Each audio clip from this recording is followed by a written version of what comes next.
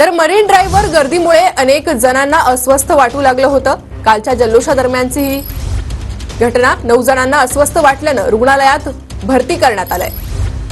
तर मरीन ड्राईव्हवर गर्दीमुळे अनेक जणांना अस्वस्थ वाटू लागलं, त्यामुळे त्यांच्यावर सध्या उपचार सुरू आहे। 9 जणांवर अस्वस्थ वाटल्यानं रुग्णालयात त्यांना भरती करण्यात आलं होतं। तर गर्दीत धक्काबुक्की आणि चेंगराचेंगरी झाली, त्यासोबतच अनेक जणांना श्वास घेण्यास देखील त्रास झाल्याचं पाहायला मिळालंय। दरम्यान 9 जणांना अस्वस्थ वाटल्यानं त्यांना रुग्णालयात भरती करण्यात आलेलं आहे।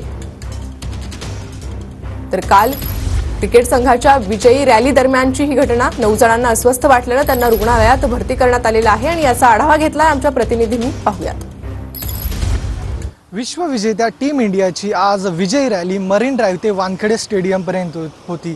यावेळी आपल्या आवडत्या क्रिकेटरला पाहण्यासाठी लाखोंच्या संख्येने या भागात गर्दी उसळली होती। मात्र याच गर्दीमध्ये काही धक्कादायक गोष्टी समोर आलेल्या आहेत। या ठिकाणी गर्दी अनियंत्रित झाल्यामुळे अनेकांना गुदमरू लागले, तसेच अनेकांना पायाला हाताला देखील दुखापत झालेली आहे। त्यातील काहींना व्हीटी येथील GT रुग्णालयामध्ये दाखल करण्यात आलं असून पोलिसांनी त्यांना या रुग्णालयामध्ये दाखल केलेले आहे। आकडा अद्याप समोर आलेला नसून यामध्ये अनेक लोक या हॉस्पिटलमध्ये दाखल करण्यात आलेले आहे। डॉक्टरांशी बातचीत केल्यानंतर त्यांनी या लोकांची परिस्थिती सध्या स्थिर असल्याची माहिती दिलेली आहे।